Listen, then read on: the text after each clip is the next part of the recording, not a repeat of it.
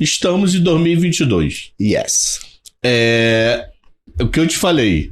Perguntas de leigos, respostas no começo de leigo e a gente vai aprofundando. Vamos lá. Nós estamos no meio de uma grande crise no mercado Bitcoin, pela minha visão de quem fica de fora. Pelo que eu estou entendendo, a segunda ou a terceira no seu ranking, maior corretora do planeta da área, está quebrando. Exato. Fechado? Fechado. A primeira pergunta, bem passa atrás. Essa corretora, ela é de que país? E ela tem um regulador local? Tipo, a corretora no Brasil, a CVM, de algum modo ainda está dando uma regulada. Bitcoin é libertário no Brasil como instituição financeira.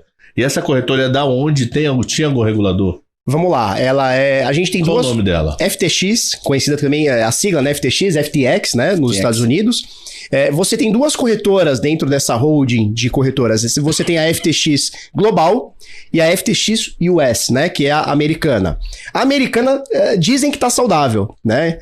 E a Global, a que vai para todos os planetas, aí, todos os países, aí, menos para os Estados Unidos, ela não está saudável, ela está inclusive insolvente no momento que a gente fala agora. Existe alguma regulação, alguma regulamentação?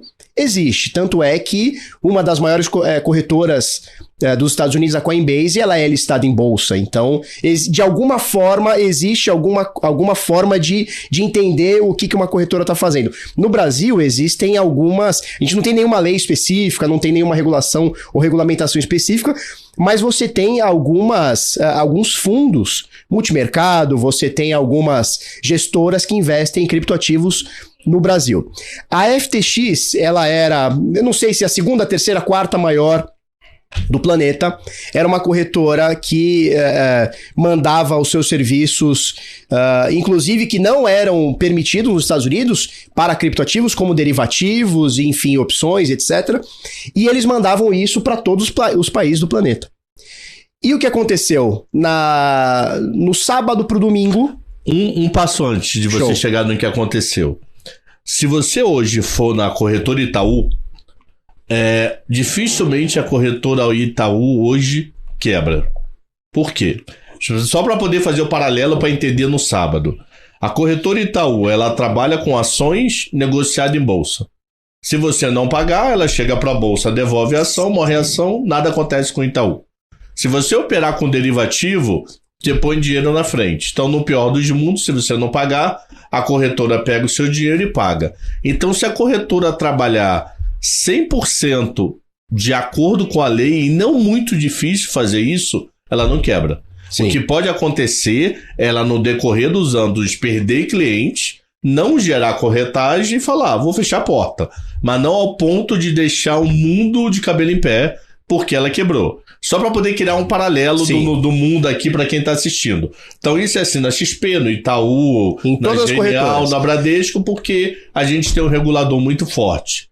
E isso tem um motivo. Isso com vocês. Isso tem um motivo, porque quando você compra uma ação, por exemplo, você entra lá na XP, na Clear, você compra uma ação, aquela ação fica vinculada ao seu CPF, ao seu CNPJ, na CBLC, é isso, né? Antiga CBLC, mas pode dizer que é CBLC. CBLC, né? O mundo ainda conhece por esse nome. Que é a Companhia Brasileira de Liquidação e Custódia. Agora virou Companhia Brasileira da B3 de Liquidação, mas pode falar CBLC. Pode falar CBLC, tô desatualizado. O mundo fala CBLC. O mundo fala CBLC.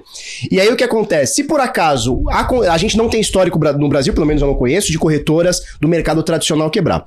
Se por acaso alguma quebrar, não tem problema nenhum. Já tiveram lá atrás, mas tem muitos anos.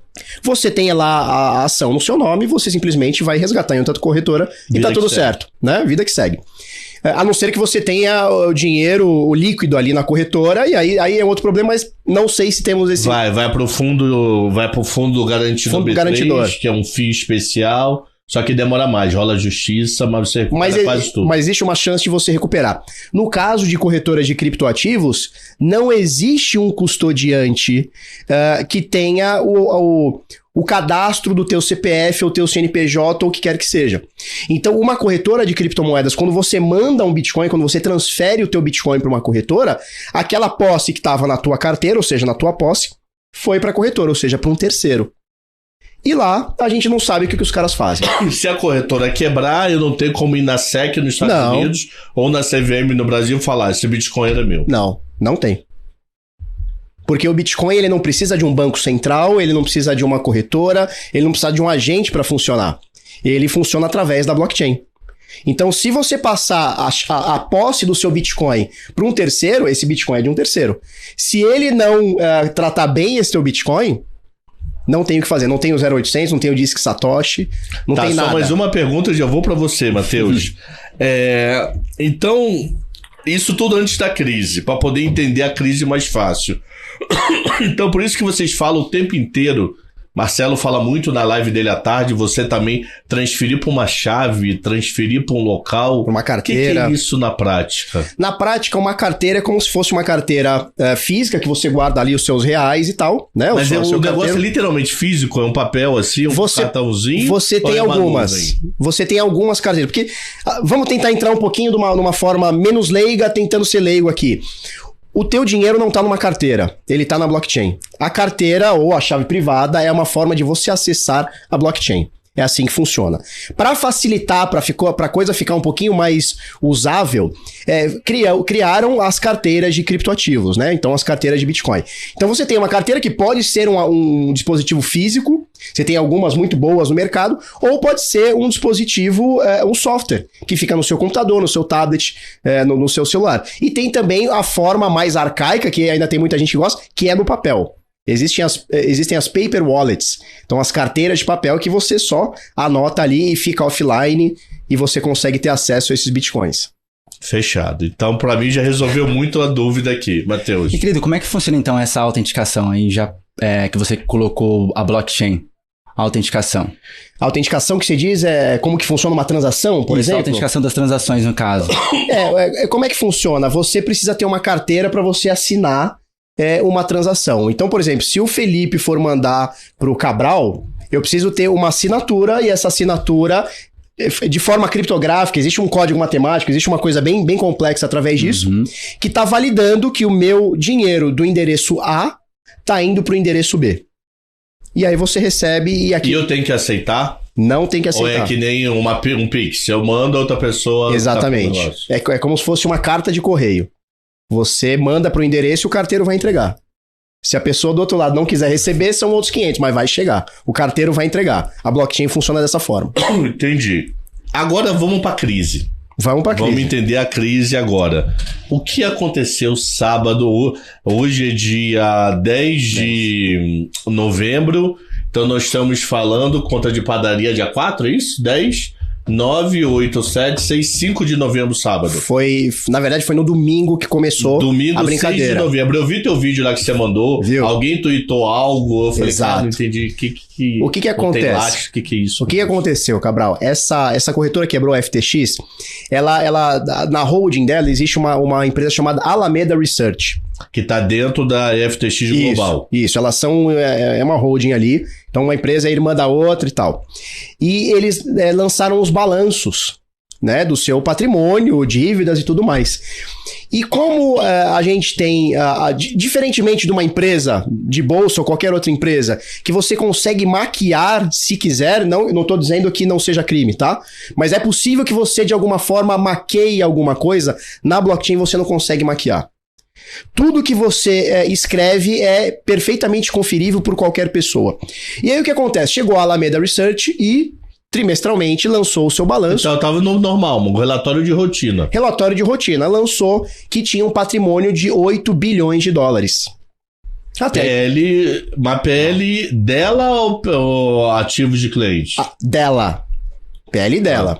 Só que dentro desse PL dela de 8 bilhões, se eu não me engano, compunham, eu não vou lembrar agora a cifra exata se eram 5 bilhões ou 3 bilhões, tá?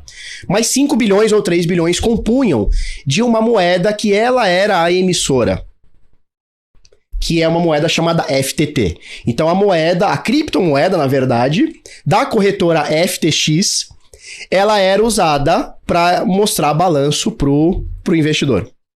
Então eles tinham um balanço de 8 bilhões, só que na verdade 5 ou coisa parecida, não vou saber agora exatamente, 5 bilhões eram moedas que eles mesmos criaram.